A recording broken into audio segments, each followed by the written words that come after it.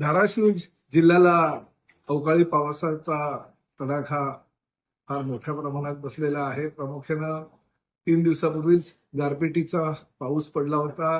आता परत हवामान खात्याने सांगितल्यानुसार पुढले 3 दिवस धाराशिव जिल्ह्याला अवकाळी पाऊस येणार असल्याची सुतवात झालेली आहे.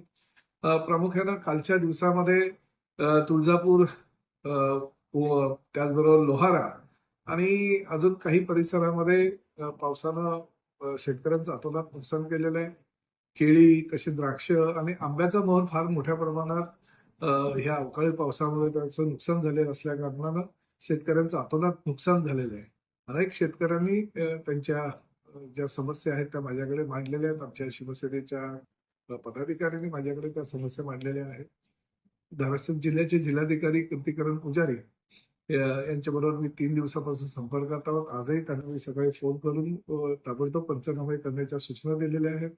काही शेतकऱ्यांचं असं मत आहे की कोकणामध्ये ज्या पद्धतीनं आंब्याचे नुकसान झालं होतं आणि त्या पद्धतीचं कोकणात ज्या पद्धतीने पंचनामे करण्यात आले तसेच पंचनामे धाराशिव जिल्ह्यामध्ये सुद्धा करावे, अशा प्रकारच्या सूचना केल्यानंतर मी जिल्हाधिकाऱ्यांना सुद्धा अशा प्रकारच्या सूचना दिलेल्या आहेत. त्यामुळे जास्तीत जास्त मोठ्या प्रमाणात शासनाकडून कशी मदत ह्या सर्वसामान्य शेतकऱ्यांना होईल याची दक्षता धाराशिव जिल्ह्याचा पालकमंत्री म्हणून मी घेतो.